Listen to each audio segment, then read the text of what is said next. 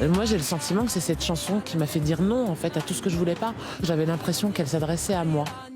Alors, pour toutes les femmes qui n'ont-elles pas appris à dire non à la violence, la slameuse s'est engagée à travers ses chansons et son association. Ce que je souhaite, c'est de réussir à faire parler ces gens-là le plus vite possible, en fait, avant qu'il y ait plein de choses et plein de raisons qui empêchent la libération de cette parole-là. Une parole qu'elle-même a tant de mal à libérer.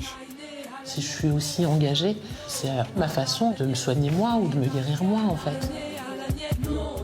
C'est sans doute le public le plus difficile à sensibiliser. Des collégiens, ils n'ont même pas 15 ans. Si, genre, il y a une fille qui m'insulte et moi, je la frappe, et c'est moi qui ai tort ou c'est elle? En fait, vous avez tous les deux tort. Le garçon qui frappe la femme, est-ce qu'il est puni après? J'ai découvert leur degré de méconnaissance sur la question des violences sexistes et sexuelles. On en parle beaucoup, mais ça ne les atteint pas, en fait. Il faut que ça soit soit des gens qui leur ressemblent, soit des gens qui leur parlent cash, quoi. Pour mobiliser ces jeunes, rien ne vaut un témoignage. Sur scène, avec son groupe, Diariata trouve la force de se raconter en chanson. Je viens d'accepter d'épouser mon cousin, le fils du frère de mon père. Pour eux, c'est un bon parti. Je n'étais pas partante. On dirait bien que je suis la perdante.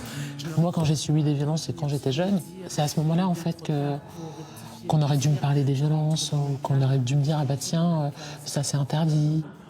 Car cette histoire de mariage forcé, c'est la sienne. L'histoire d'une jeune fille partie un été en vacances au Sénégal, dans le village de ses parents. J'ai été mariée de force. Je déteste en parler, en fait. Et quand je le fais pour les autres. Et je pense que de toute façon, la plupart des femmes qui témoignent publiquement, elles le font pour donner du courage et de la force aux autres. Parce que c'est une violence aussi d'en parler, quoi. À son retour en France, Diariata se rebelle. Puis elle rencontre son compagnon, le père de ses 3 enfants. Je trouve que dans mon malheur, je m'en suis bien sortie. Et c'est pas le cas de tout le monde. Donc ça, c'est pas juste, déjà. Enfin, on n'a pas les mêmes armes, en fait, pour se défendre face à des situations de violence. Il y a 4 ans, la slameuse décide de se lancer. Elle fonde l'association Résonante pour sortir les femmes victimes de violences de leur isolement, les diriger vers des structures. La phrase qu'on dit le plus souvent sur nos interventions, c'est « tu n'es pas seule ». Les témoignages qu'elle recueille lui inspirent même une application, Appel, pour protéger ces femmes. En cas de difficulté, il suffit d'envoyer une alerte et mes 3 personnes de confiance vont entendre ce qui se passe, savoir exactement où je suis et elles vont comprendre ce qui m'arrive, elles vont pouvoir organiser les secours parce qu'elles ont toutes les infos. Ok, c'est reparti. Vas-y, go. Pour Diariata, militantisme et musique sont indissociables. Faire des violences un sujet hors norme. Alors ne t'inquiète pas. T'inquiète pas, ça va aller. Je t'assure, ça peut passer. Ces combats, elle les couche sur le papier et les met en musique. Que tu ne vois pas le soleil là-bas. Il était plusieurs voies à suivre, celle de la manifestation.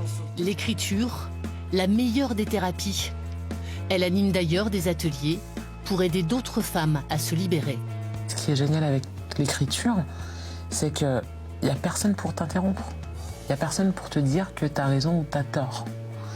Personne te coupe la parole. Donc tu peux tout dire en fait. Ça devrait être obligatoire l'écriture.